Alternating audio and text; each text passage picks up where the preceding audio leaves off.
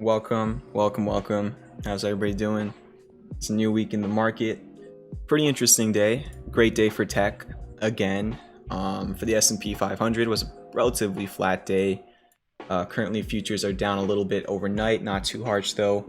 While people are hopping into the stream, we're just going to go over Bitcoin for a couple minutes here.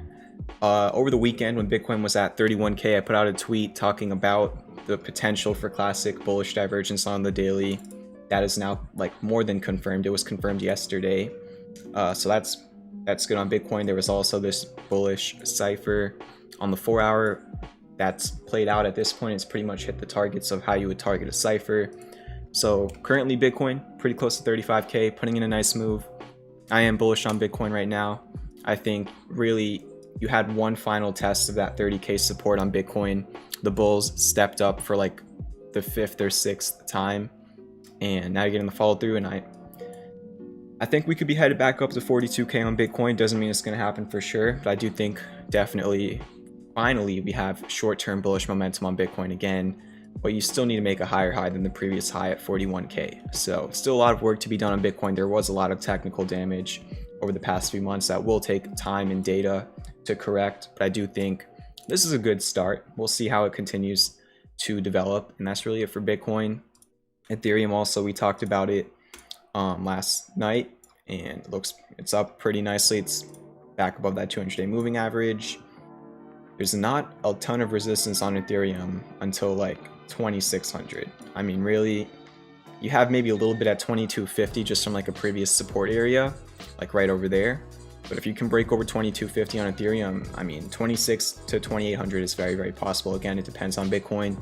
And then finally, to finish off crypto, just really quickly, Dogecoin. We talked about that falling wedge last night with the classic bullish divergence on the daily. Doge has actually broken out of this falling wedge. The divergence is confirmed. A lot of altcoins look pretty good as well. I'm definitely short-term bullish on crypto. We'll see how cryptos continue to do. Just wanted to cover it. It's in the title of the stream. And yeah. How's everybody doing? Drop some vibes in the chat. Hit that like button. Hit that subscribe button if you're new to the channel. What's up, Neutron Flux Labs? What's up, E4 Spikes, Cullen, and Sunny? To answer your question, Cullen, I'm going to do ticker requests in like half an hour. I've got not a lot of things, but a short amount of things I want to cover. Just kind of recap the day before I do ticker requests. For others that were thinking about asking for tickers, just wait for 20-30 minutes. I'll let you know when we are doing ticker requests. Sunny says, I love the thumbnail. Yeah, straight from The Godfather. Probably my favorite movie series ever. And Rocky is up there, Back to the Future is up there, but definitely top 3. Got some vibes in the chat, appreciate it. Skip, T-Lou, Steven, Drew. Alright, so here's the deal with the stream tonight. We're going to talk about the market first, just the overall market. After we talk about the overall market, we're going to talk about Clover and Wish and other stocks that just pop up in my mind that I want to recap from today. After I, talk about the market and the hot stocks that I'm looking at, I'm going to finish going over the ongoing trades. There was one new alert today, I believe, which we'll talk about. Actually, there was 2 new alerts today. And then after that, probably in like 25-30 minutes, we'll do ticker requests for the remainder of the stream. So let's get to 20 likes to kick things off, have a nice strong start to the stream, get some vibes in the chats, and we'll just start off with talking about the stock market for a few minutes. There's not too much to cover on the S&P and the NASDAQ and whatever, and then we're going to talk about Clover and Wish right after. Join the Discord, Chat Freeze, drop the link in the chat, and it's also in the description. The moon is waning. If you're in the Discord, I might be left out on that one. Brycey Boy says, do you make the thumbnails? Yeah, I make all the thumbnails. They're not, good. I feel like with the thumbnails for my streams, I kind of like how it's like it kind of looks just like amateur, and I kind of just like that, because really with streaming, I'm not, trying to stream with like the craziest setup and have the craziest graphics. I'm really just here to talk about charts, talk to the chat. I like just keeping things simple, making funny thumbnails. I reuse a lot of thumbnails as well when I get lazy. Just pretty laid back, maybe in the future I'll put more work into everything, but that's really it.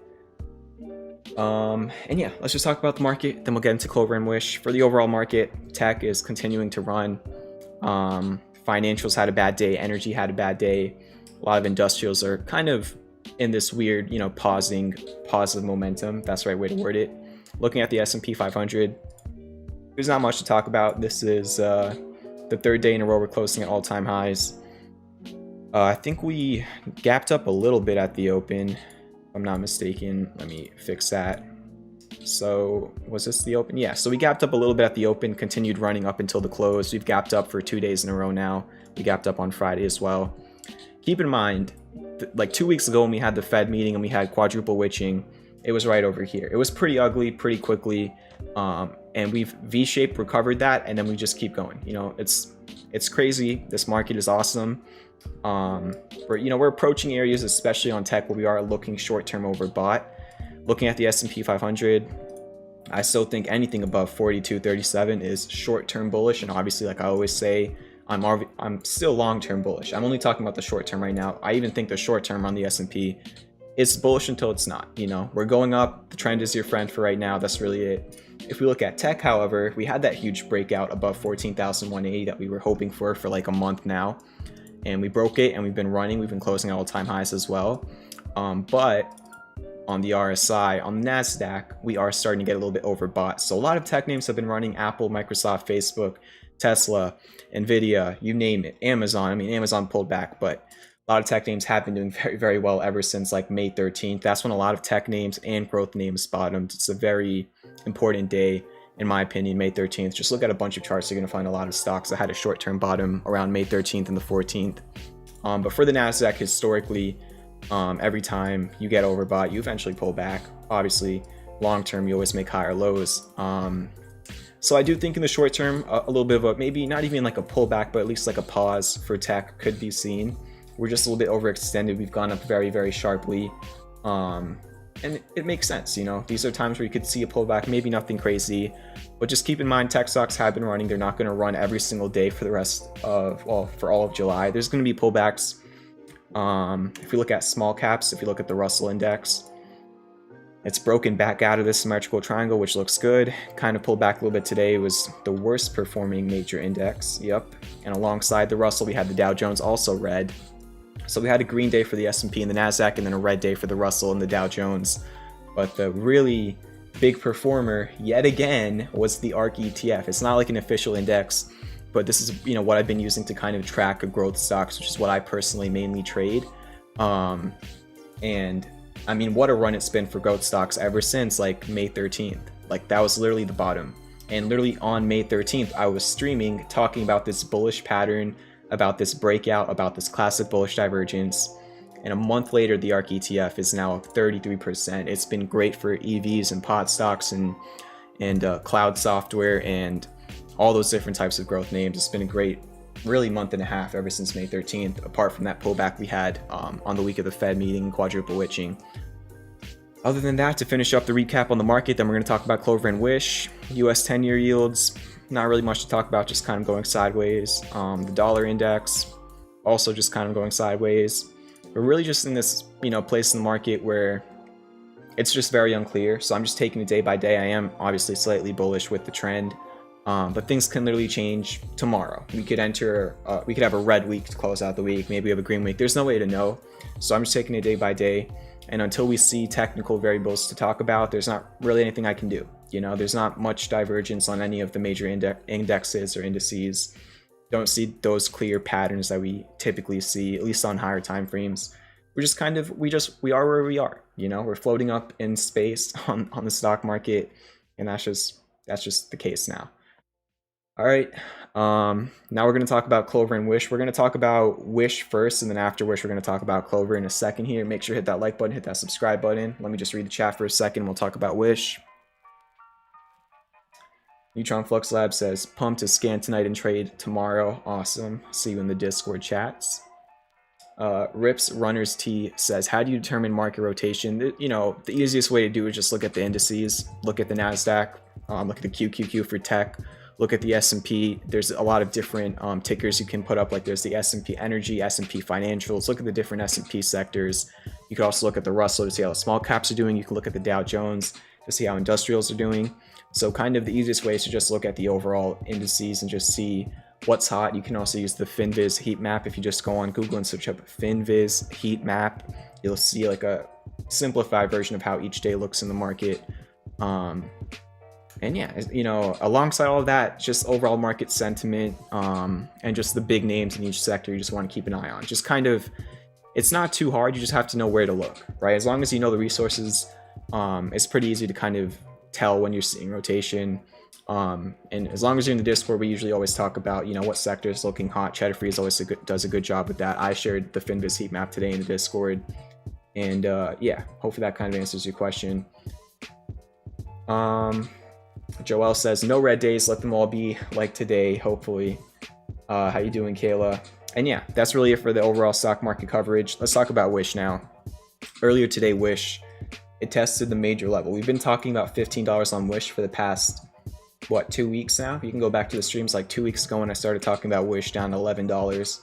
And we were talking about 15. When Wish was at 11, we were saying, if the hype is real, 15 could easily be tested. I had no clue when it was going to happen, but it happened today.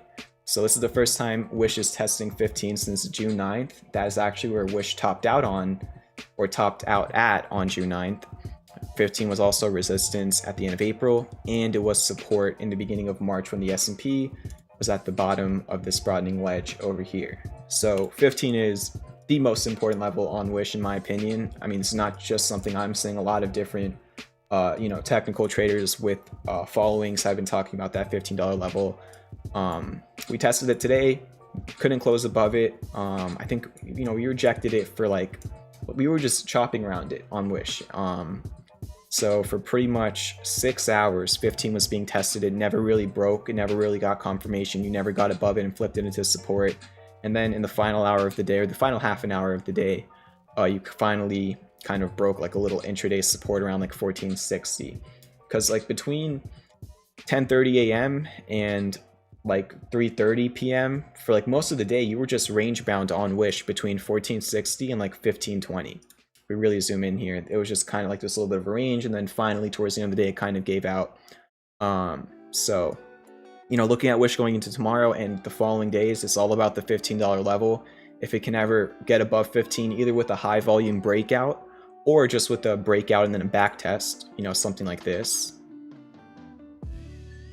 if either this can happen, or if we just literally get a breakout and then the volume bar down over here looks good, that would be a breakout you're looking for. You always want to wait for candle confirmation on higher time frame candles, such as a 4-hour candle close. Go over to your 4-hour candle and just wait to see if you can get a 4-hour candle close above that. That would pretty much be the breakout. And if you can clear 15 on Wish, 1750 is possible. There's after $15, there's pretty much no resistance until 1750 if you can break 15 with confirmation. That was your low in pretty much the end of last year, and that's about it. If you break 1750, then you have no resistance until 20. It's that simple. There's not that much resistance on the chart. There's a lot of hype behind this name. There's a lot of open interest on call options. The call to put ratio is very good. I don't think that it has that high of a short interest. I think a lot of people are kind of just saying that because they want to squeeze on it. I'm not here to BS or anything. I've looked at multiple sources, even with the new short interest update, and I haven't seen like really any official sources putting Wish above like a 10% short interest, which in my opinion, you need like above like a 15 to 20% short interest to try and get a squeeze. So in terms of a short squeeze, again, you don't need a short squeeze for the price to go up. That's just this common misconception because of GameStop and AMC and all those other names that you need a high short interest for a stock to go crazy. You don't. It's an added variable, but you don't need it. And you could even get a gamma squeeze on Wish with all of the call option activity. So you don't even need just a short squeeze. On the flip side for Wish, it did not break the resistance. So to play devil's advocate here, if you cannot get above 15 bucks, if you fail to even test it tomorrow, then again, you're just going to come back to this demand line and look for support there. This demand line has acted as support on like 10 different 1 hour candles. It did have a fake out, but then it acted as support again, and then eventually it ran back up. So yeah, that demand line is your support. You might have a little bit of a support around like 14 bucks. It's a psychological support, and then also was support for a few candles over here. And yeah, that's really it for Wish. We'll see what happens tomorrow, and hopefully that kind of gave you some input on the levels on the chart. There's not much divergence to really talk about.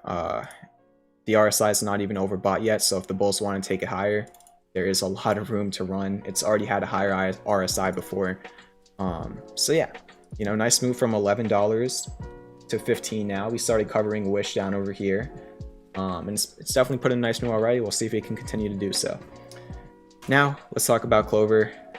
We got like 44 people in here, so we should definitely be at 30 likes by right now. Hit that like button. Also, we're like 5 subscribers away from 2,600 subs, so it'd be awesome to hit that live on stream tonight. So if you're not subscribed and you're enjoying the technical analysis, I go live every single weeknight at 9 p.m. EST. I talk about the stocks that are hot. I talk about the overall market. I talk about Bitcoin. And then later on in the stream, I look at charts for everybody in the chat. So there's no reason to not subscribe. And yeah, let's talk about Clover. I put out a new trade alert on Clover. Does that mean you should buy Clover? No, never. Just because I put out a trade setup, that's not me telling you to buy anything. Let me just get that straight first of all. It's just me saying, I personally think that there is at least slightly higher probability for a potential of a particular stock going up in the near future compared to down. That's it. It doesn't mean I know a stock's going to go up. It doesn't mean you should go all in something. It just means I feel like there's a slightly higher probability. It's all a probabilities game. So I put out a new trade setup on Clover. I've been talking about potentially doing this for a few days now. I've been day trading Clover for the past, pretty much this whole entire month. I've been day trading Clover in and out. Premium members, you've been in a lot of those moves with me. And finally on Clover, I think this is probably the first trade setup I put out on Clover since like down over here. So it's been a while.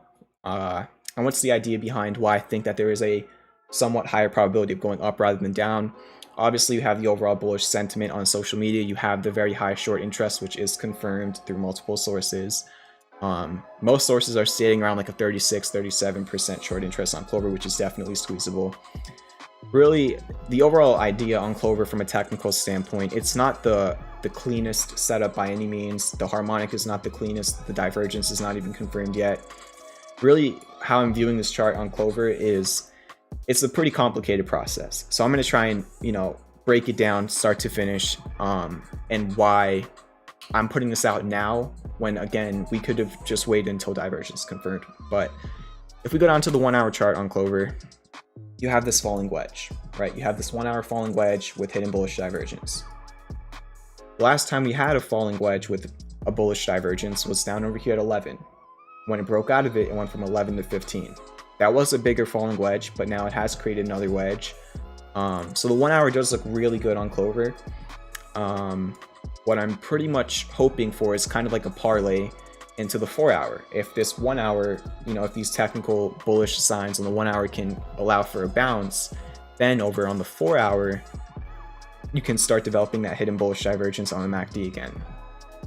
Now, aside from the actual oscillators on Clover, you have the idea of a bullish cipher. It's not the cleanest cipher, you know, there's not a lot of data between X and A. That's not typically how you'd look at a cipher, or any harmonic to that matter. But even without, you know, actually drawing it, it's just the idea of the Fibonacci sequences. And a lot of the times on harmonics, I use them more as not necessarily super textbook pivot technical points, but I use harmonics as thesis builders. I use harmonics to help potentially increase the probability of my thesis on a stock. That's what I do a lot of the time. I always prefer getting, you know, perfect textbook harmonics with double bottoms at the PCZs and everything, but I always consider the actual wave psychology of harmonics, right? Most of these technicals are psychology. Pretty much all of them are. Math and psychology. It's just a combination of the both.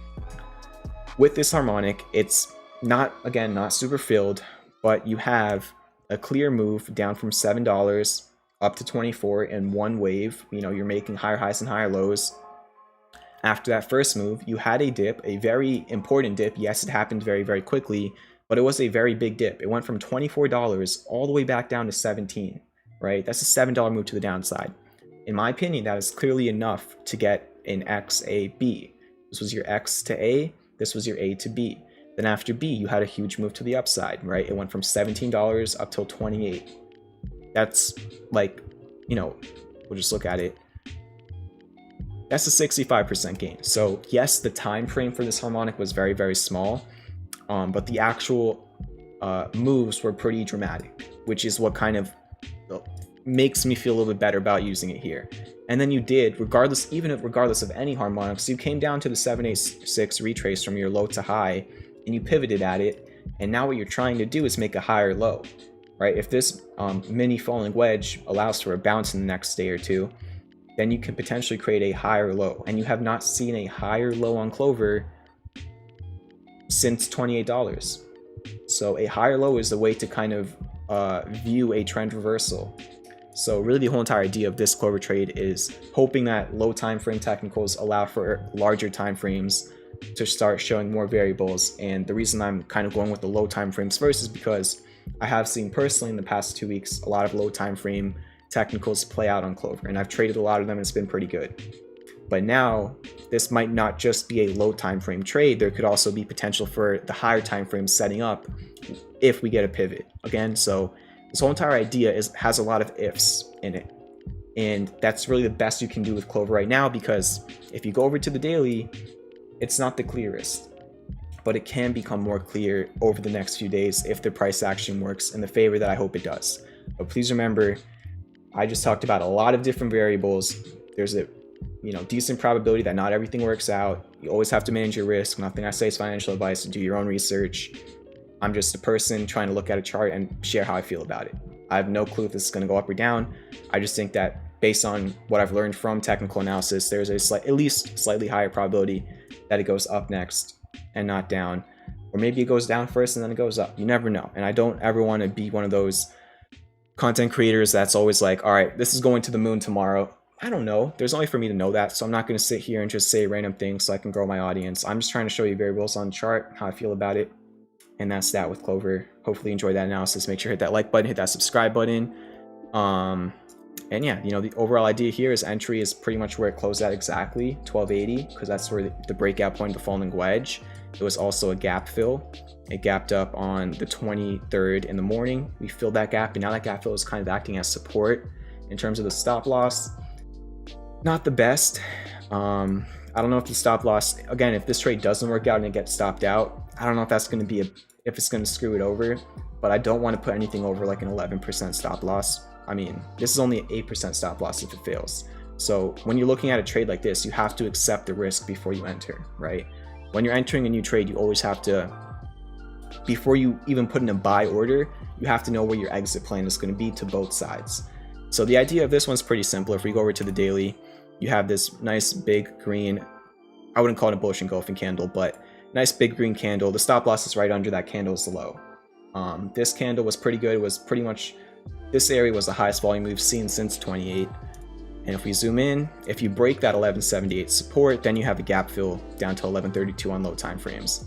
So that's why the stop loss is there. In terms of the targets for Clover, again, there's no certainty in any of these hitting. First one is 16 bucks. That was a little bit of a 2-day, 3-day resistance in the beginning of this month. It was kind of where you pretty much gapped up on the day that it went crazy. And then if we go back in time, it was a resistance in January as well. Second target is about 17 bucks. If we zoom in to the 1 hour, you can see 17. Let me just loot this harmonic for a second. You can see 17 did act as support for about 2 or 3 1-hour candles until it eventually broke it. And when it broke 17 is when the real rough times started. And then also going back in time, 17 was the previous all-time high from January when this was known as IPOC. And then the third target is about 1955. That is a Fibonacci target mainly. We go from the high down to the low. You can see that's about your 50% retrace, a little bit under it. And that's that. That's the idea. Again, no certainty, not financial advice. Just what I think about the potential moves on this chart based on probability, not certainty. I can't say that enough times. So yeah, that's it for Clover. I put out another new trade today, or trade idea, whatever you want to say. EDU. This was, we found this scanning over the weekend. I was doing a group call with about 10-15 people in the Discord. And I was just looking for a bunch of new stocks for this week. This one was one of them that looked pretty decent. Where you have classic bullish divergence on the daily, a descending broadening wedge, and then also the 736 level that it bounced off of is a historical level where it found support before, not once, but actually twice, like 3 years ago. So anything above 736 on ED looks pretty good to me. Also, again, like I was saying before, not the most textbook harmonic, but I like the XABCD M-shaped formation with important fib sequences, right? You had the 786 from X to B, and then from X to D, you have pretty much a 1272, and that's where it bounced at. So again, even without a harmonic, you can just look at it like this, right? From this low to this high, you had a 786 retrace. Then if we come over here, wrong way, sorry. If we come over here, you can see that you came down here. I'm doing this all incorrectly. Let me just look at it one more time. So on your B to C, that's why I was getting confused, because it's going higher. You have your 618, and then on the leg down, if we just look at it like this, finally, you came down to your 1272 fib extension, this white line over here. So important fib sequences matching up in a row. We'll see if this one has much to offer. CGC is another trade alert that I put out recently. This trade's up about 2%. Nice start. 4-hour hidden bullish divergence. Again, somewhat bullish Gartley on the 4-hour with a potential double bottom. Anything above 24 on CGC looks good to me. Workhorse, this was alerted last Tuesday. It finally hit the first target. Well, I'm saying finally, it was only a week. So in 1 week, Workhorse hit the first target for roughly a 20% gain. Did go even higher than that today. So again, if you want these ideas, again, they're not financial advice, they're just probabilities on charts.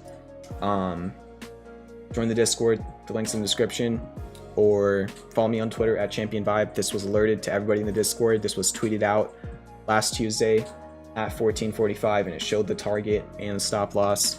Hit the target. So nice 20% gains there. Hopefully somebody in the chat was a part of that move. Second target would be 1849. We'll see if it gets there. MLCO, this got stop hunted today, it looks like. Yeah, so this one on the 4-hour it did get stopped out. So with MLCO, I think it's pretty much an early bullish bat. It never got down to the 886 yet. That would be around 1625. But really the reason I posted MLCO before the PCZ of this bullish bat was because of this 1685 support. You could see, you know, has been holding ever since pretty much a month. But it broke that today. Pretty tight stop loss. And, you know, we'll see how this one, maybe this bounces back up at the 886 PCZ. Maybe it doesn't. But regardless, I want to see it get back above 17. Next one, ALLO. This one also got stop hunted, and now it's put in a huge move. I mean, since the stop hunt, it went from 23 all the way up to 27 today, a $4 move. This trade is back in profit, is currently up 3%. Maybe it just wanted to create more bullish divergence on the 4-hour. I don't know. But anything above 25 on ALLO looks really good to me. PSTH, we talked about it last night. I'm almost done with the the ongoing trades. Everybody's waiting for tick requests and stuff, but PSTH didn't really do what I was hoping for yet. It still can do it. It looked good right over here. The divergence confirmed. It got above resistance. It was pretty much clear skies until the gap fill, and then it just rolled over. Just didn't hold this resistance, or didn't hold above the resistance. It created resistance there again, and now it's going back down. The trade's down 2.5%, but now this bullish divergence is starting to lose its steam. Not too good. Hopefully it starts catching some bids. And then finally Fisker. For the first time since pretty much the end of March, Fisker has closed above $20. Let's go. I'm not surprised that Fisker's back at 20. Back down at $10 on Fisker. I was very bullish. And that's what happens when you create major harmonics with bullish divergence at ice lines. That's what happens. Sometimes, not all the time. It's been a crazy move since that alert that I put out around May 13th, May 14th, when a lot of other growth stocks are bottoming as well. At this point on Fisker, looks like that 4-hour hidden bullish divergence is already confirmed, and it's playing out. Your closest resistance is 2145. That was a previous all-time high back from last July. If you break that, then you got 2350, 2360. That's it. In terms of support, you just look at that previous resistance of 1882. Look at this. So you can see over here, there was a couple weeks of just choppiness for Fisker, and it was finding resistance around 1882. It finally broke above it, and then it even back tested it, flipped it into a support. So the new support on Fisker is $18.82. You want to hold above that. But again, not currently in the area for my type of trading style, which is a reversal trade. It looks more like a potential continuation trade that's currently playing out rather than a reversal, because you've gone up 100% in about a month and a half. But really nice to see Fisker not down to $10. Again, I don't think Fisker makes sense. Again, it's not financial advice, but I do believe that if you look at the valuation at 10, what is it, 3-4 billion or something? I don't know the exact numbers right now, but I just think Fisker, again, I don't like saying bold statements because there's a lot of inexperienced traders. Fisker is my favorite long-term stock. I think in 5 to 10 years it can be at a much higher price. I don't know what's going to happen in the short term. Pretty 50-50 for me. But if you know me, you know I love Fisker. I actually looked back on the Fisker fundamental video I did on my channel earlier today. I was just looking through my YouTube studio. The video almost has 3K views. Like the last time I looked at it, it was at like 1,000 views. So it looks like YouTube decided to start suggesting one of my videos, which never happens. Like 90% of my views are just from Discord and Twitter when I share the links there. So that's really cool. Shout out to everybody who watched the Fisker video. If you didn't watch it and you want to know why it's my favorite stock fundamentally, just go on YouTube and search up Fisker Champion Vibe. It'll probably be the first video that pops up. And yeah, future is still down a little bit, nothing crazy. Bitcoin's currently at 34,600. Let me read the chat for a couple minutes now. Haven't really looked at the chat in like 10 minutes. Let's get to 40 likes really quickly. Hit that like button, hit that subscribe button. Also, are we at 2,600 subs? We are currently, nope, we're still 5 away. So if you're not subscribed to the stream and you're enjoying all the technical analysis, we only need 5 people to hit that subscribe button to get to 2,600, which would be pretty cool to hit that on stream. But again, we could always do it later. It's up to everybody in the chat that's not subscribed.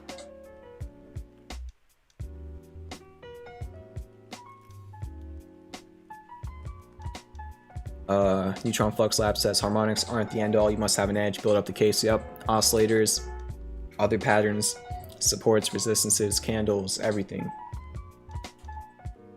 Brent Lee says every technical indicator or tool is just a piece of a bigger puzzle to decipher.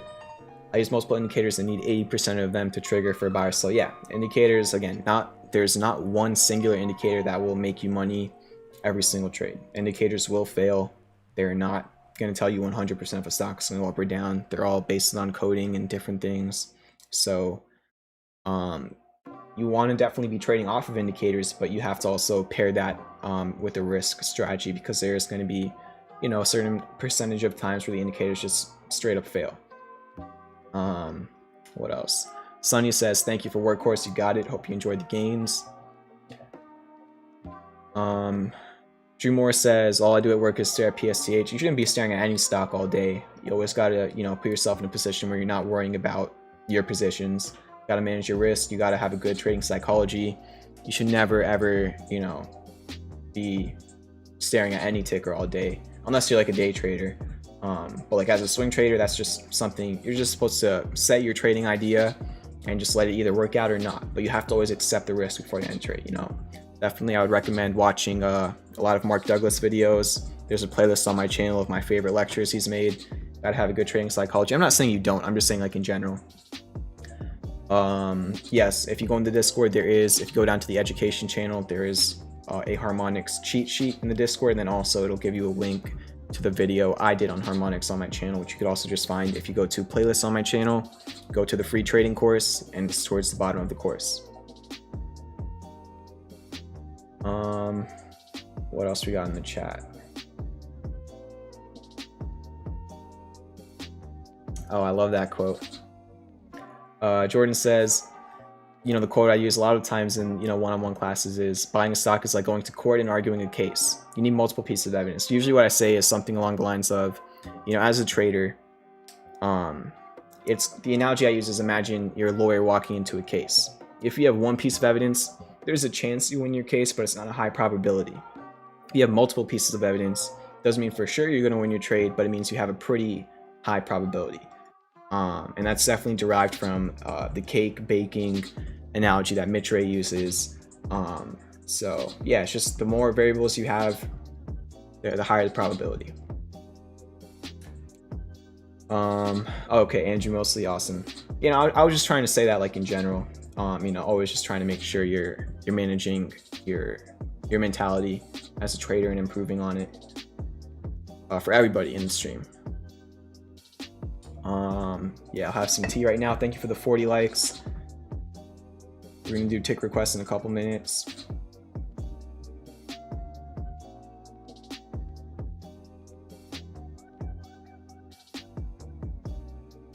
Tea time.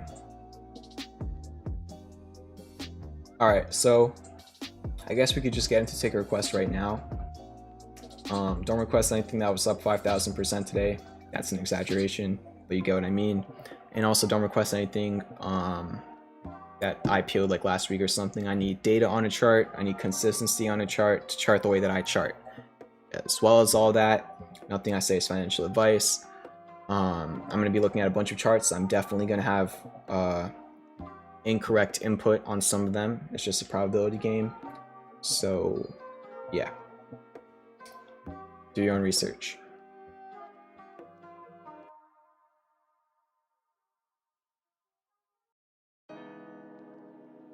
And also, don't get mad if I skip one of your charts. Again, if I don't see anything on the chart, I don't see anything on the chart. I don't know like 90% of these companies fundamentally, so I can't speak on them fundamentally. And if I can't see any indicators on the charts, or at least the indicators that I look for, then I'll just move on, So, just want to say that as well. These are all the things I say this stuff like every stream, but I know there's always, a couple new people in here that don't, understand like the rules of the stream. So I want to always, make it clear, because everybody watched the stream for the first time at one point.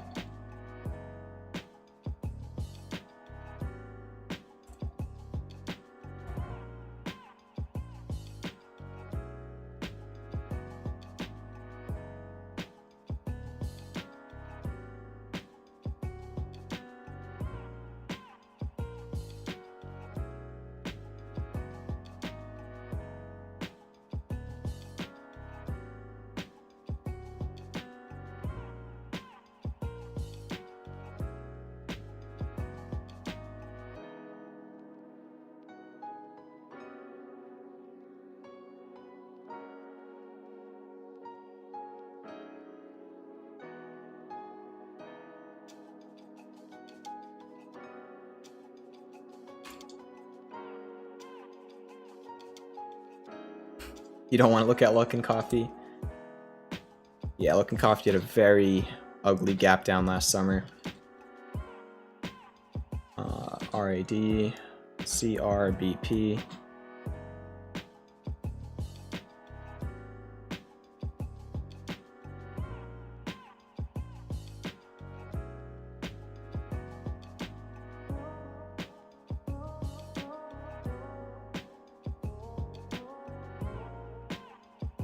All right, we'll start off with this. Looks like about 30 tickers right there. PII.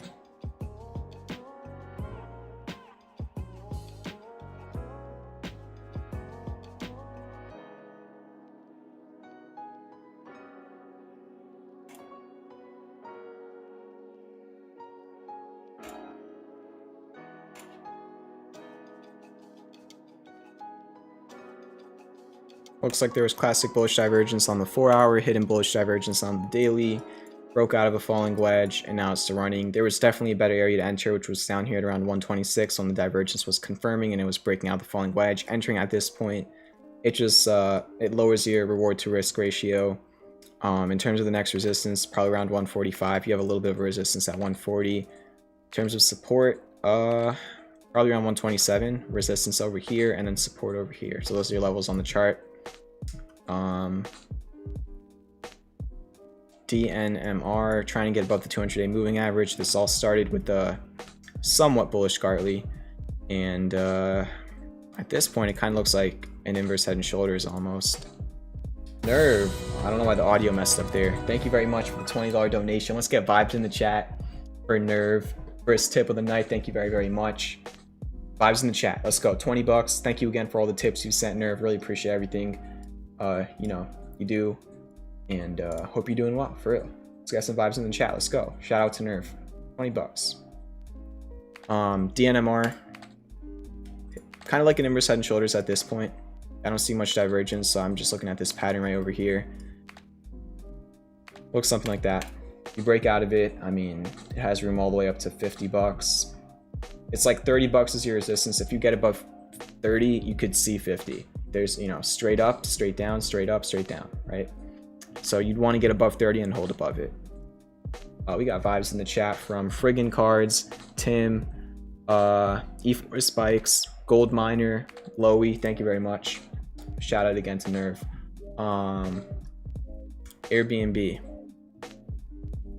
Looks, you know, it looked pretty good over here at the PCZ of, again, kind of like a bullish Gartley. It's been running ever since. I think 5150 on Discord shared this with me. Looks like some classic bearish divergence developed on the 4-hour. Now it's kind of losing a little bit of steam. So I'm just going to delete everything really quickly.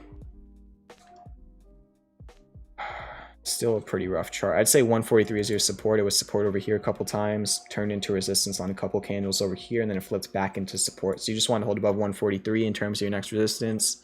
Probably 161, you know, from this low, and then this candle high. ME looks pretty neutral to me. I could see this going either way. Just a little bit of consolidation right here. Something like this. A little bit of just like a symmetrical triangle. So whichever way it breaks out, probably be telling. Also at a make or break area, which is 12 bucks. Previous support and resistance. Next one is ISUN. What's it up to now? So this one, it looked amazing over here, but it broke the support, and then the trade stopped out. But again, that stop loss helped because after getting stopped out, it fell another 20%. And then after falling another 20%, it eventually confirmed the classic bullish divergence, and then it ran. Now, closest support's 1166 from this little swing high. Next resistance is probably around 14 bucks from the high, I believe, from June 17th. Also, it's a previous support. So support 1166, resistance like 1430-ish. And that's about it.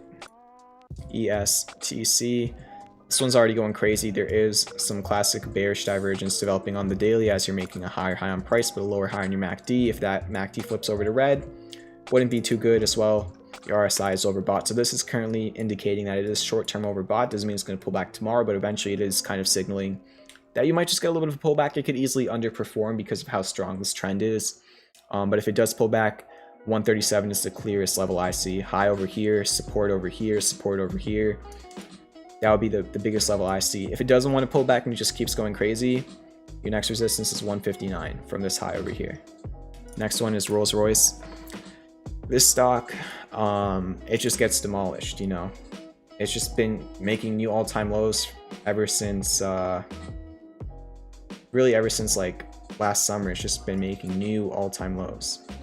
So until this thing starts showing a trend reversal, it's not really something I'm going to touch. Again, it has had its, you know, random crazy moves up, like right over here it went up 43%, over here it went up 13%. So again, it's going to have its ups and downs, but overall the trend is just really not the way I like to trade things. You know, your support's like 137. Other than that, there's a lot of gaps on this chart, so it doesn't really matter. That's really all I can do. You know, it's pretty extreme. And I don't really, obviously I know what Rolls-Royce is, but I don't really know how their company operates from a financial standpoint. Hopefully they start operating better, because investors aren't too happy with what's been going on ever since 2014 for obvious reasons. Again, and that's not me being, that's not me trying to make you emotional about it if you're super bullish on it. I'm not saying it can't go up. It's obviously at a lower price than it was pretty much ever before. It's just, I'd like to start seeing it make higher highs and higher lows for me to get more confidence in the overall trend. Something like that. Microsoft, look how amazing this is, you know? It was in an upsloping channel, and then it created an upsloping channel and an upsloping channel with hidden bullish divergence, continuing to, you know, close at all-time highs. Closest support is 262 in terms of resistance. You could just use Fibonacci. You're approaching the 1272. Let me try and make it more exact. Yeah, you're like $1 away from the 1272 fib extension at like 269. If you break that, then your 1618 is 277. That's it. Those are your levels. Super bullish trend. That's Microsoft. NEO put in a big day today, up 10%. It looks like it continued to fight at this 46 level, and today the bulls decided to take it well above. At this point, the next resistance is $57 on NEO, and your support is 46 bucks, which was around your low of the day. That was also your previous high in the middle of March. I don't see much of a pattern or any divergence, kind of some like mini hidden bullish divergence on the 4-hour MACD. Definitely on the RSI, you do have hidden bullish divergence on the 4-hour RSI, very clear as well. Next one is AI. I got into AI calls down around like 60 bucks. I did take profits on them today. Not really for a technical reason, just, you know, the calls were up a good amount. And I think it made close to a golden retrace, came up to the 50% retrace. Just some regular profit taking for my portfolio. I only had the calls for like 4 days or something. I got them at the end of last week. So made some nice profits there. I mean, on this one, I could see going either way in the short term. I think it was pretty bullish down here. It's also a heavily shorted stock. But right now it's in between support and resistance. Support is 60 bucks. Resistance is like 73, give or take. And that's really it. I don't see much of a pattern either. I was just playing like the support back test at the end of last week or beginning of last week or whatever it was. LEV, it was like a bullish bat, and then it made 3 different slightly higher lows, and then it finally ran only to fall back under resistance. This whole entire like $19 to $22 range is just so choppy. It's rejected it like 5 times now. Even when it got above it, it came back under it. So I don't know, you know, what's going on in this range, but ever since like the end of February, it's just not really been able to break above it. It tried to earlier this month, but it couldn't really hold above it. So you just want to get above 23 and hold above 23. If you can do that, you can see 28. Otherwise, maybe a little bit of a trend line could be forming. I don't know. Probably just 2 points right there. That's really all I see in terms of the overall support resistance. On the daily, you do have hidden bullish divergence developing. On the 4-hour, no hidden bullish divergence on the MACD or the RSI. You made a lower low on the oscillators and the price. So that's really what I see for LEV. It's really choppy. It would have to just get above like 23-ish. LTHM, anything above this demand line looks good to me. Hidden bullish divergence on the 4-hour and the daily. You know, we've been looking at it for a while.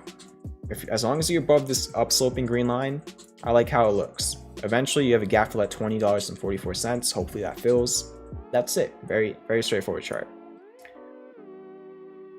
All right, we're going to take a break on this one. Let me read the chat for a few minutes. I'm going to need to kind of cool down before looking at this chart.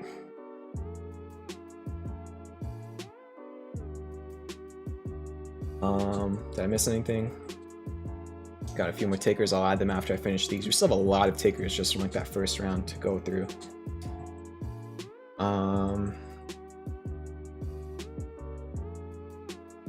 What else we got? Apple had a beautiful run off the 200-day moving average. Yep. Brad says, I'm so upset at myself for not buying NEO at 30 for long-term portfolio. It's, you know, it's psychology. When things are just making lower lows and lower highs for 2 months like NEO did, ever since it was at 60 down to, you know, 30-ish, it's tough to try and, you know, figure out where the actual bottom could be, because every time you think it's the bottom, it just goes lower. That's where just technical indicators come into play, you know. I don't know what the exact entry was on NEO, but it was a premium alert. I think I deleted everything. Yeah, I deleted the whole entire premium stuff because the trade already hit the targets, but I think it was around like 33, 34 bucks that I put out the alert, and the targets was like, I don't even really remember. What did that look like? I don't want to spend too much time on this, but just to look at, just like for an education, from an educational standpoint. Right there. Yeah. So this was on May 24th. It was not even a month. Actually, it was a month ago. So yeah, it was down at 34.50-ish when I put out the entry, and you see that it had this downsloping channel. It had classic bullish divergence. Again, not super textbook because of that little MACD island, but on the RSI it certainly did. Made lower lows on price, higher low on the RSI. But you could see it was at a downsloping channel with this. It broke back above this level. That's really what solidified NEO for me at 34.50. You see that double bottom level? It just blew right under it when all of these growth stocks were dumping, and then on May 14th it bottomed, and then it reclaimed it. And once it reclaimed it is when I got confident in NEO again, and then the rest was history.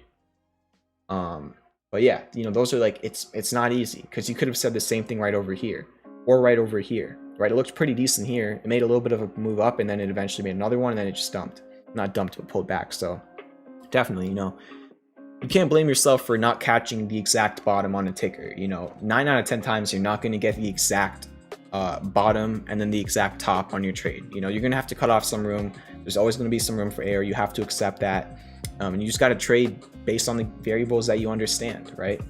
I always say this to a lot of newer traders I do one-on-one calls with. Don't try and again, this is not me specifically speaking to you. This is just me speaking in general. I feel like a lot of times when I'm just like, a lot of times people ask questions in the chat, and then I eventually, you know, kind of just turn that into like educational rants. So don't think I'm ever, if you ever ask a question, I start giving like a rant, don't think I'm talking about you. I just like leading into like educational talks, right? So it's just educational. You know, something I say to a lot of newer traders in one-on-one calls is, don't try and trade above your level. Trade at your current skill level. Of course, you want to be improving that skill level every single day, but if you're just starting out with stocks and you're only understanding support and resistance, don't be trying to trade harmonics, because you're probably going to mess them up, and you're probably not going to understand how to really work around them. So like, you know, and again, you said nothing along those lines. I'm not talking to you, Brad. I'm just saying for a lot of new traders that might be in the chat right now, and you see like something that's just going crazy down or crazy up, stick to your own game plan and follow what you already know until you know more. That's something I talk to. That's like some, I don't even want to say advice, but that's like a common thing I tell a lot of, you know, one-on-one members when I'm trying to help them out, or one-on-one call members, whatever. Let's get back to the most important chart in the world, which is solo. Okay, I ignored it for long enough. Solo,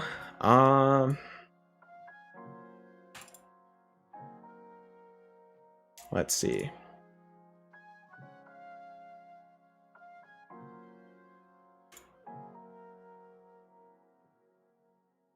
Okay. All right. We've already charted this before. I already know it's on the chart. Got to redo that. So solo is essentially a bullish Gartley with 4-hour. It's not a perfect bullish Gartley. That B point got too deep. But it did come down to a 1618. So again, even without a harmonic, you just go like this. Came down to this 1618 level roughly, bounced up there. And now solo looks like an inverse head and shoulders with hidden bullish divergence on the 4-hour, you know? Something like this. So we'll see how it goes. You know, Solo got crushed like a lot of other growth stocks. If it can break this neckline, then it has a resistance at 5, which is a 200-day moving average. If it breaks 5, it could go to 6 pretty easily. That would be your next resistance from this high and then these lows. And I'm just gonna kind of not talk about it fundamentally. We'll just move on. We'll just talk about the chart for right now, okay? Next one's IDEX. Yeah, I was trying to stall. I didn't want to look at Solo. But again, no, seriously. When I'm looking at a chart, I have to be unbiased, and the Solo chart does look pretty decent. I'm not gonna lie. I don't know how much that'll matter long term, but short term, the chart does have textbook bullish technicals on it. Can't lie. IDEX, hidden bullish divergence is developing on the daily. It's in between support and resistance. Support is 284, resistance is 380 or 342 is your resistance. It's right in between them. I have no clue if it's going to go to support first or resistance first. So not much else I can do there for right now. ALUS also, not much I can do here. Looks like a SPAC that broke the $10 NAV or whatever support. I don't know how low it can go. We've seen Fisker come down to like 880. We've seen lots go down to like $5. We've seen XL go down a lot. We saw Clover go down to 6. I don't know what the floor will be here. I don't know anything about the actual SPAC, so I really can't do much on this chart except say you probably want to get back over 10. THCB, this was a trade. It was alerted down to like 1082. It hit both targets and it even went higher. Great moves. Did this go up more after hours? It was up like another 2% after hours, went up to 1382. At this point, I mean, again, over here, I was bullish on THCB. There was classic bullish divergence, a double bottom, a supply line break, support. At this point, I mean, there is some hidden bullish divergence on the 4-hour, which implies a continuation to the upside. You are above the 200-day moving average, which is good as well. I'm just going to look at resistances. 1428 was your high from the beginning of the month. It was also your low on February 23rd. If you break that, then you got $16 just from this high over here. In terms of your support, 1240, or also the 200-day moving average around $13. There's not enough data on CPNG for me to really do anything with. Apologies. RAD, I don't like how it broke under the 200-day moving average. It also broke under the 1667 support. I don't like that. It could easily just get back above it, which would make me actually like it a lot more, but it's not above it for right now. So I want to see RAD get back over 1750, which is a 200-day moving average. It looks like it gapped down around earnings. This is right aid. I'm not too sure. I mean, eventually this could turn into a harmonic. Maybe. We'll look at it. Could be a Gartley in the making if it gets down to about 1420-ish. I'm not saying it's going to get there. I have no way to know, but it could be a Gartley if it does get there. CRBP, very choppy. Very, very choppy. Not the easiest thing to chart. Support's around 167, resistance is 228. You're right in between them. So I don't know. I don't see divergence. I don't see a pattern. Not much I can do here. LAC, hidden bullish divergence on the daily.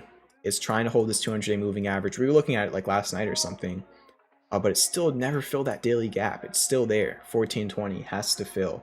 I don't know if it's going to, but it should. Maybe in 2 months, maybe tomorrow, I don't know when, but it's not that far away. It's not a breakaway gap or anything. It's just like an everyday gap. I don't know why I keep moving this over. I'm gonna skip that song. You know, if it wants to pivot with the hidden bullish divergence, 1672 is resistance. For right now, it's just walking along the 200-day moving average. And that's it for LAC. HYLN.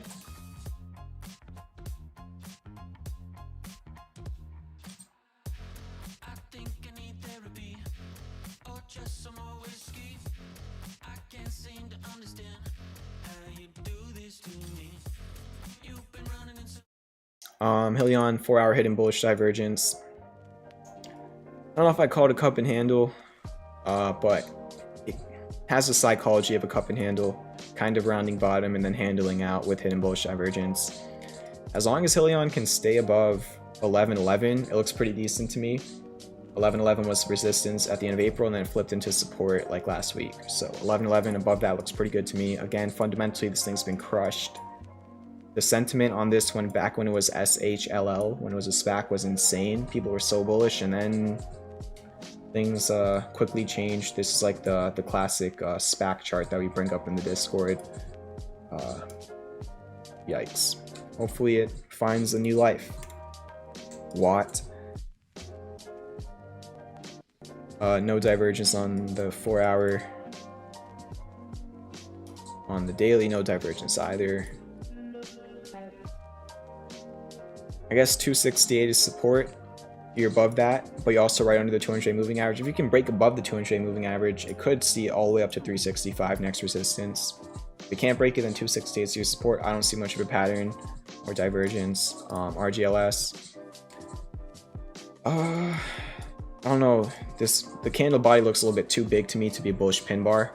I can't remember if a bullish pin bar's body should be 1/3 of the candle or less. But I feel like that body might be a little bit too big for a bullish pin bar candle. I don't know. Regardless, it's about 83 cents. That's the support. You tested it today. You got a little bit under it, but then you bounced under. I guess you could just look at it. 82 cents is your support. That was a more precise low. But here you go. You know, you had hidden bearish divergence up over here. It confirmed, and you came all the way back down to support.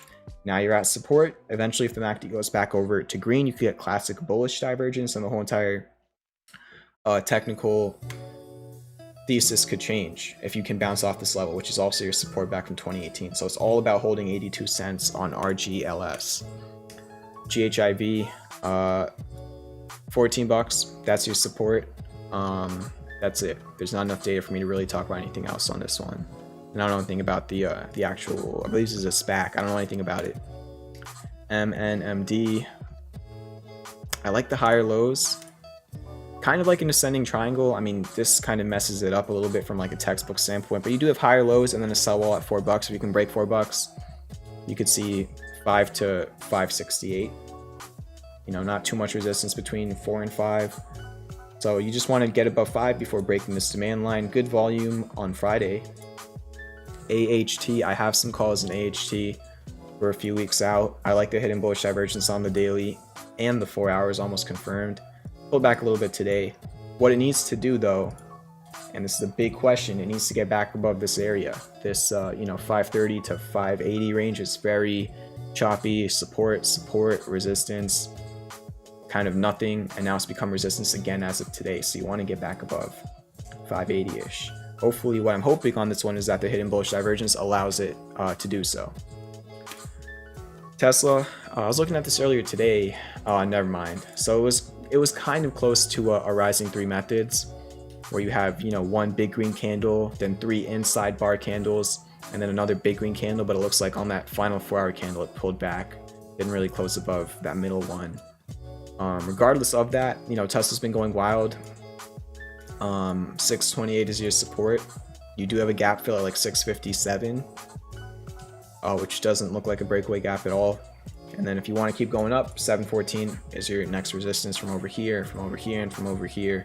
It's a bullish bat that's playing out, I got in and out of calls like 3 or 4 different times down over here. One time was actually really good. I actually shared with premium members, and it was like 100% profit or something, like right away.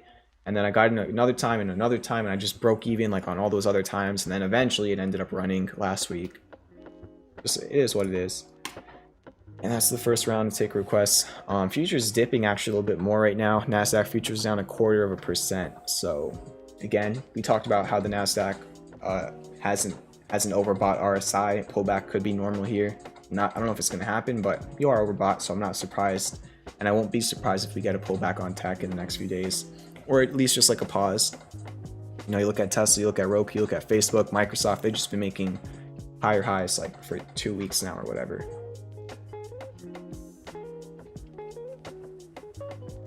We need 3 more likes to hit 50 likes, so hit that like button if you didn't already. Also, we're like 5 subscribers away from 2,600 subs, so hit the subscribe button. If you're not in the Discord, the link's in the description. There's quite literally no reason for you to not be in the Discord. So join it. That's it. There's a lot of things in it. Find out when you get there. Okay. All right. Let me look at the chat again. I know I have a lot of tickers I need to put in.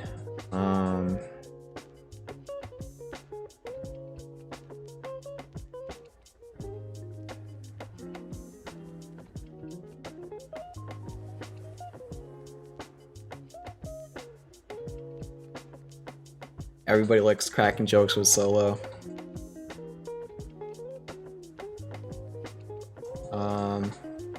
Imagine Solo doing bigger numbers when Fisker and Cars comes out.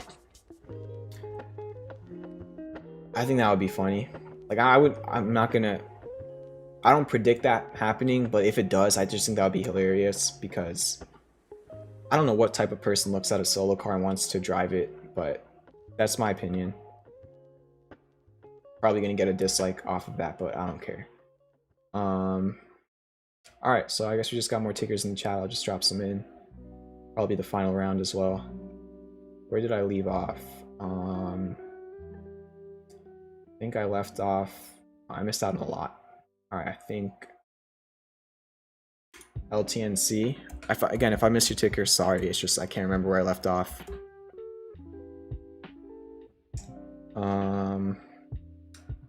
Wasn't INDI like THBR or whatever? THBR did look really interesting when it was a SPAC, like the actual chart. But it looks like it's still around $10, so.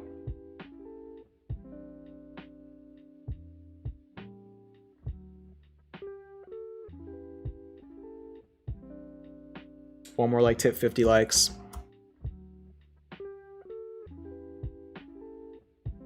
We already looked at Clover earlier.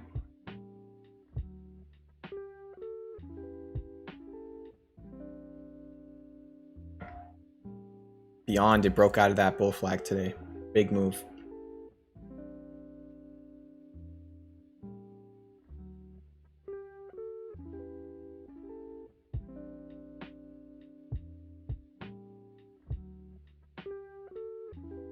But I'm gonna start a GoFundMe for Champion by pre-order Solo vehicle. I'll just donate it to charity.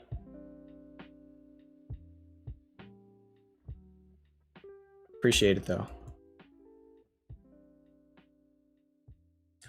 Have a good one, Skip T. Lou. Appreciate it. All right. I'm just gonna do one per person for right now. Joel says, just look at the Solo EV. That thing is ugly. See, that's an unbiased opinion too, because he didn't see it before. So there you go. Unbiased opinion. I think it's a majority opinion for a lot of people that I've talked to. I can't remember one person who I've messaged or just seen in the chat say they actually like the design of the Solo car. There probably is somebody out there that does. And I'm not hating on you if you do. It's everything's preference. I'm sure there's people out there that don't like the Fisker Ocean design. I don't care if other people don't like it. I just care about what I like and what I don't like. You know what I'm saying? So yeah. Friggin' Cars with the $25 donation. Let's see. What's up, champ? Thanks for some great calls last week. Take a look at TAL bouncing off historical support. My way to see the double bottoms and creates hidden bullish divergence, but curious of your thoughts. I'll take a look at it right now. Vibes in the chat for Friggin' Cards. Thank you for all the tips you sent this year. Thank you for all the support. Hope you're doing well. Let's get some vibes in the chat for Friggin' Cards. A stream OG. Like, one of the first names I remember from the stream is Friggin' Cards. Joel. I don't know how to pronounce your last name. Sorry for that. But also, let's get some vibes in the chat for Joel for the $5 super chat. Thank you very much. Really appreciate it. We already got a lot of vibes coming. I'm waiting for that notification to pop up. There we go. Joel S. Should I even try it? All right. Joel S. A lot. I'm sorry. I know I messed it up. Thank you very much for the 5. Let's get some vibes in the chat for Joel as well. Appreciate all the vibes coming in, supporting our other FTM members who are supporting me. It's a great community. All right, so we were gonna look at TAL, and yeah, I have like 15 tickers on my watch list that were in the chat earlier. We're going to look at those as well. And after I finish those, probably going to call it for the night. So no more ticker requests. I'll be live again tomorrow night. You could always ask then, or just join the Discord and you can ask in the Discord. You could ask in the technical channel, in the trading channel, and there's a lot of other people that can help you, you know, look at the charts and give their own opinions on it. So we pronounce it Espiat, one of the two, hopefully. Thank you again for the 5, Joel. So TAL, there is very, very clear classic bullish divergence on the daily. On the RSI, yeah, it's also there. Very, very slightly. Looks like I've already charted this level, so let me try and zoom in, make it as clear as possible. Very choppy regardless. Let me try and find it on the weekly. All right, perfect.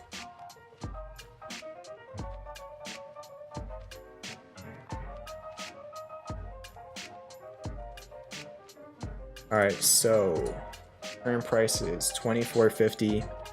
You're right at a make or break area on the weekly, dating back all the way to 2019, 2018, and kind of 2017. I didn't even really look there. Not really 2017. So dating back to like 2018, 2019, this 24.50 area was support. You actually came all the way down to about like 2064, which historically really wasn't much. And then you just ended up bouncing there. On TAL, I think you said, oh yeah, you already talked about the historical support. Yeah, you know, on the daily, the divergence does look good. Also on the 4-hour, you have divergence on the MACD and the RSI. So a lot of bullish divergence on this chart. Both time frames, both oscillators. It's certainly there. Let's see. In terms of like a pattern, I don't know. Maybe like a bullish shark.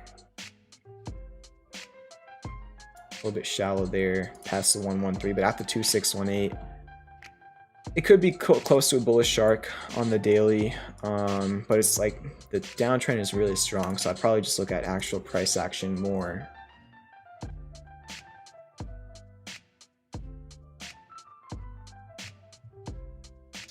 A little bit tough. I mean, this is a very steep downtrend ever since February. You just have to look at it like this, probably. Something like that. It might be breaking a supply line, maybe like a little bit of a descending broadening wedge. That might be the best way to look at it, and it might be trying to break it. So if you can break above like 26 bucks, then you have $39 as your next resistance historically from over here. So above 26, this could get very interesting. You just want to stop making lower lows and lower highs, right? You want to kind of start making higher highs and higher lows. But thank you again for the 25 friggin' cards. Appreciate it. Have a good one, Cheddar Freeze, in the chat. And let's finish off these tickers for the night.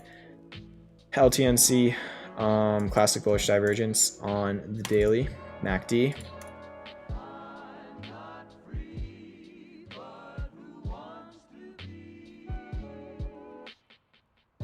Yeah. Let's see if it's still holding. Yeah. So on this one, maybe like a falling wedge, getting close to the apex. You have 1, 2, 3, 4, about 4 touches. That should be fine. With classic bullish divergence. So on LTNC, I mean, the thing is, like, if it wants to reject the supply line again, like, and it goes all the way back to the demand line, that's a 58% drop. So you got to really be hoping that it's time for this to break out of this falling wedge. If it does, then your next resistance would be like 1.9 cents, and then after that like 3.4 cents, which is a very nice move. But if it doesn't break out here and the divergence fails, then really all you got left is 0.008 from this candle low, and then these like little candle lows right over there. That's LTNC. INDI, it was a SPAC, looked pretty good, had a very nice move, and then I guess around when it merged, it kind of pulled back a lot. and now it's retesting 10. This is a big area, you know, for a lot of SPACs. You want to break back above 10. You're already showing resistance at it. You want to just get above it. You don't want to keep, you know, using $10 as resistance. That's really it. I don't really see much of a pattern. Yeah. Next one is IVR. It was up a little bit today, 0.5%. On the 4-hour, hidden bullish divergence is developing. So you're just hoping on IVR that this hidden bullish divergence allows for a continuation to the upside and you break back above 414. If you can break back above 414 with confirmation, then you could see 460. But you gotta get above 414 first, and you gotta hold above it. If not, your closest support is 388. That was your lowest from like the middle of the month. You got it, freaking cards. Thank you again. This is the thing with a lot of like biotechs. Like, it's crazy because a lot of biotech charts are like, it's so crazy. Like, I've seen insanely good looking biotech charts with major, that song messed me up, but I've seen like a lot of biotech charts with like major harmonics, like quadruple classic bullish divergence, ice lines and patterns and bullish hammers, like literally everything you could want. And then some random news comes out like a week later and it gaps down like 10%. You know, that's what makes biotechs tough, because a lot of the charts a lot of the times are really good, and then you just get stuff like this and it's like, well, there goes that. So you definitely have to really do a lot more fundamental analysis. Even when you're just simply swing trading a biotech, you got to see if there's any like upcoming trial results or any FDA approvals or just all those things. But you could see another situation where technicals and I guess fundamentals lined up.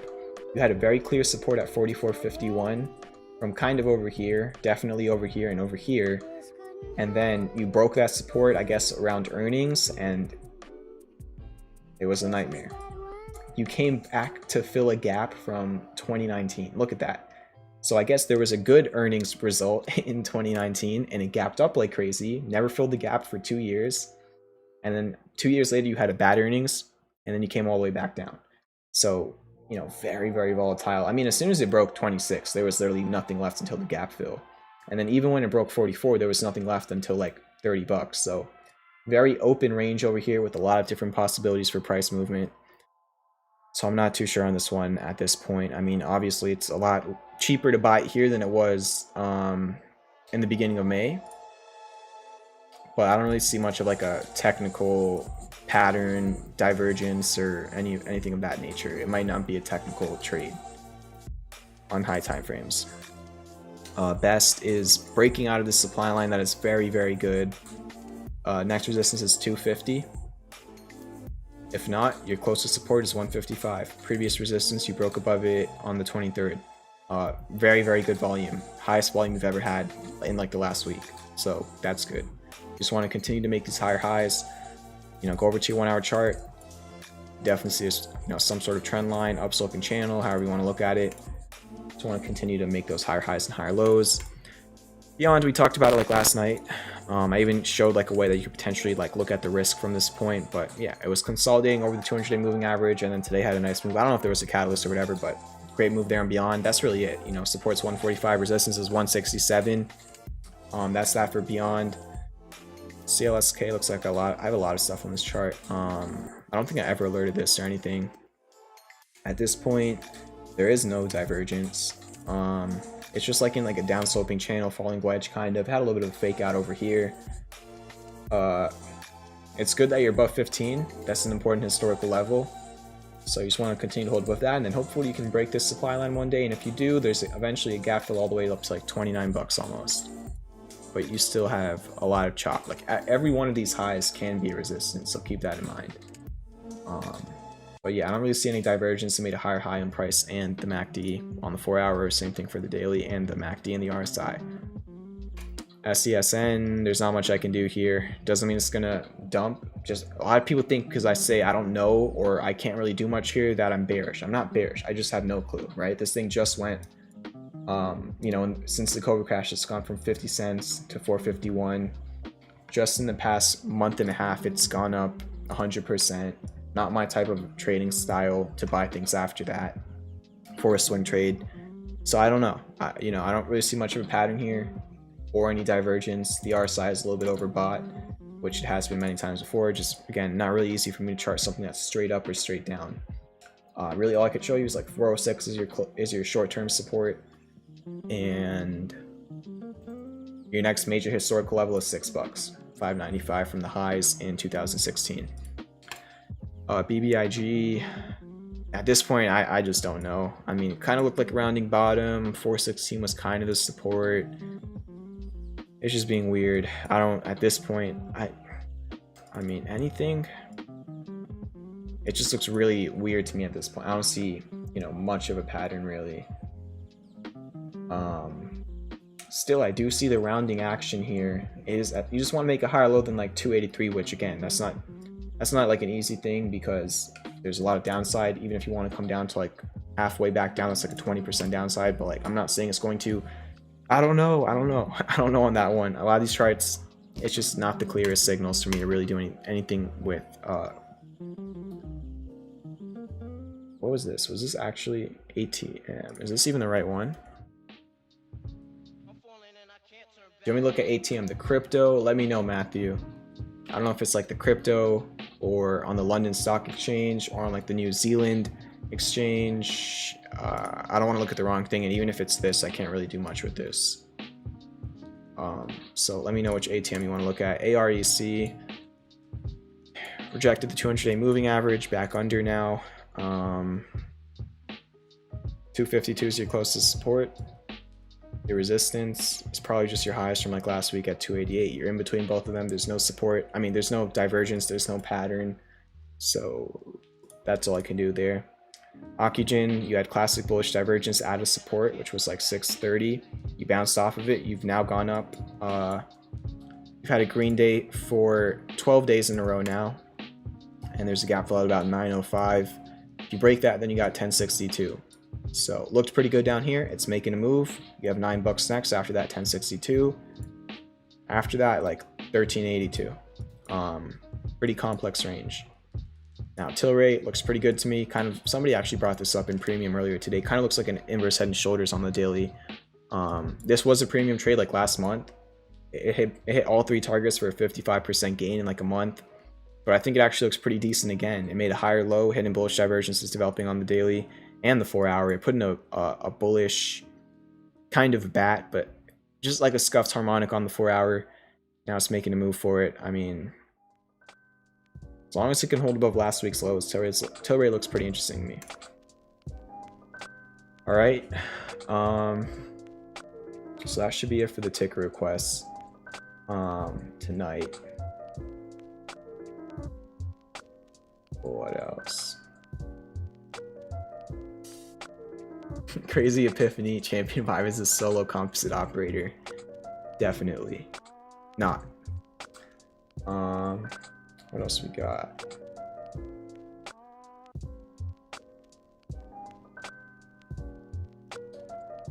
One more if you have time. KL related to gold, so might be impacted by that, but looks like a harmonic. Yeah, we'll take a look at it. Thank you again for the 25. So yeah, sure. Oh, we also got 55 likes. Really appreciate that. So this will be the final one, like for real. KL Kirkland. So is this like the water company or whatever, or the Costco brand? Yeah. Oh, you said it was gold. Never mind. Kind of like, it looks just like gold. You know, if we look at the gold chart, I have some gold calls. Not a crazy position, but look, gold kind of looks like an inverse head and shoulders. Left shoulder, head, right shoulder. Same thing over here. Left shoulder, head, right shoulder. So you just want to hold above 38.38. That was your pretty much low for the left shoulder. Eventually hidden bullish divergence is possible. You want that MACD to start waning again on the daily, and same thing for the 4 hour. It looks just like the actual gold chart. Potential hidden bullish divergence with a potential inverse head and shoulders, but you need to get the pivot. It's not pivoted yet. You just got to hope that the technical indicators allow for a pivot soon. Otherwise, you might break that left shoulder, and then you're gonna have to look for different types of variables. But yeah, even this is a historical area. It was a low back in 2019 in December, and a support in November 2020. So yeah, you got it. Ray, I think what was the rule? Is it on the website? I don't know. I'm just gonna be honest. I mean, I think it was $3. If somebody's been in the chat for a while, when we would get like tips for requests and stuff like that, it was typically $3 a ticker. And again, I'm not trying to be ungrateful or anything, but I've been charting since, you know, 9 a.m. actually. I can look at a couple of them, you know. Thank you again for the $2. I really appreciate it. Let's get some vibes in the chat. For Ray 510, vibes in the chat. Thank you for the 2. Really appreciate it. But I just want to keep the rules the same for everybody, because otherwise there have been people in the past who have tipped me like $12 for 4 tickers. Now if I go and do like 8 tickers for somebody who tipped me $2, and those people are going to get upset. So I just try and always keep it to $3 a ticker. That was a rule created like back in like December. So I hope you understand. I'll still look at a couple of them for you. I'll look at 2 of them. All right. So, you know, pick whichever 2 you want me to look at the most, and I'll take a look at them right now. Thank you again for the 2. And then yeah, after this we'll get out of here. So yeah, just let me know in the chat.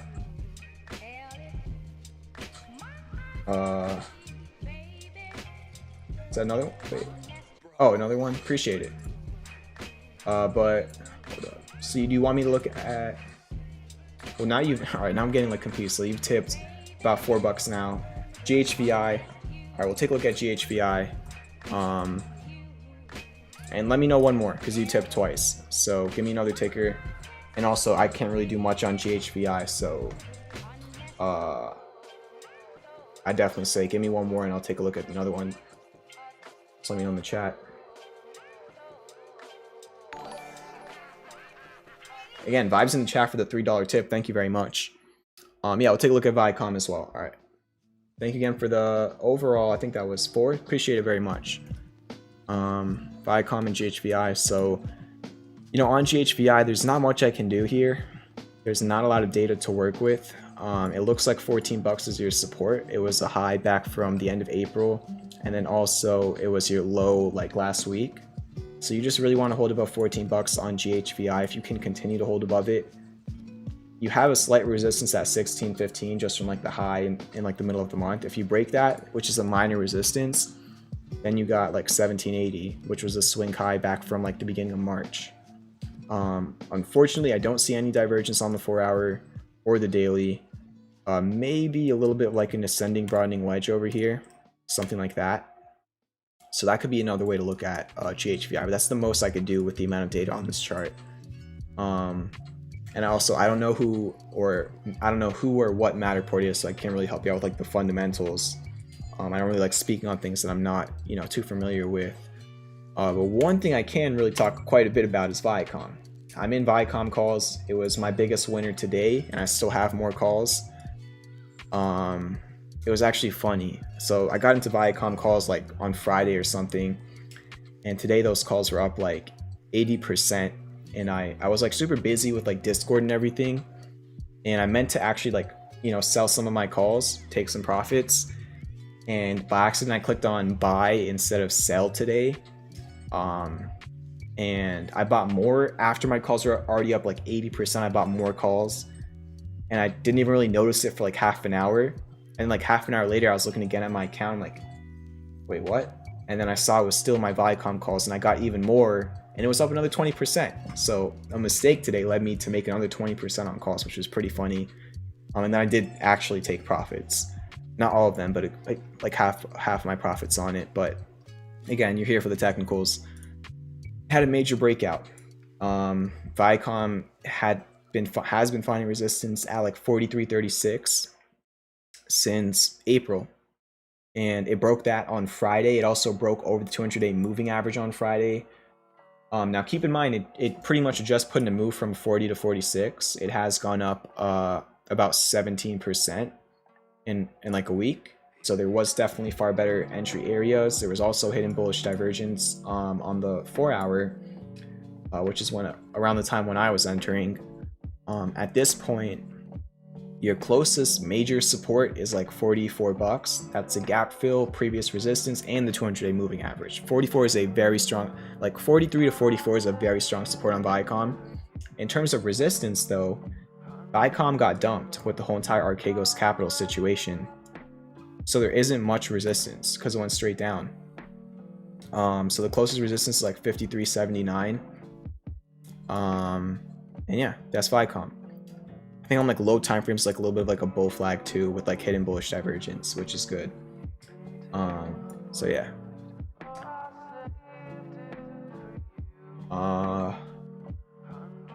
So you want me to look at Intel or MRVL?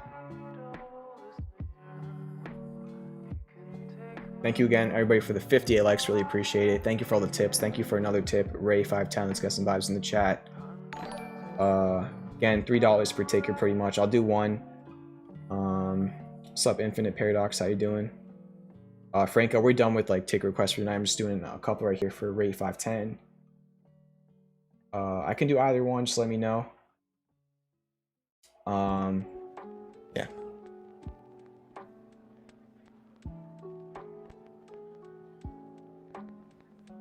Intel. Even before I look at the chart, I'll tell you 56. It's above it. Amazing. 56 is a huge level on Intel. I got into Intel calls like right over here. I got out of them at like a break even, then it broke the support. Because I got out of the calls because there was hidden bearish divergence on the daily and classic bearish divergence on the 4-hour. So I got out of my calls right over here, and then it went down like literally like the next day. And then it looks like it came down to like the 200-day moving average, put in a big pivot, actually created like hidden bullish divergence on the 4-hour, and now it's back above 56. There we go. 56 was support in the beginning of May this year. It was support for like all of April last year. After the COVID crash, it was support in 2019. It was resistance in the beginning of 2019. It was resistance in 2018. It's all about 56. Above 56, I'm bullish on Intel. There's hidden bullish divergence on the 4-hour. And on the daily, there's not much divergence, but the MACD did go back over to green. So yeah, if it can get back above 58 bucks, then you have a gap fill to like 62 bucks. You just got to get back above 58, and you want to hold above 56. So yeah, that's Intel. But yeah, we good now. Hopefully that's all good. Futures still red, but not too bad. And yeah, appreciate all the tips. Ray, friggin' cards. Joel, and Nerve as well. Sorry if I missed one. It's like I can't really see like my full thing right now. Yeah, thank you for all the tips. Really appreciate it. Thank you for the 58 likes. If you're still in the stream, thank you for staying this long. Make sure you hit that like button. If you didn't, hit the subscribe button. We're on the way to 2,600 subs. Follow me on Twitter at ChampionVibe. And finally, join the Discord. The link's in the description. And I'll see you there, all right? I'll be live again tomorrow night at 9 p.m. EST. Hope you all have a good one. Peace out.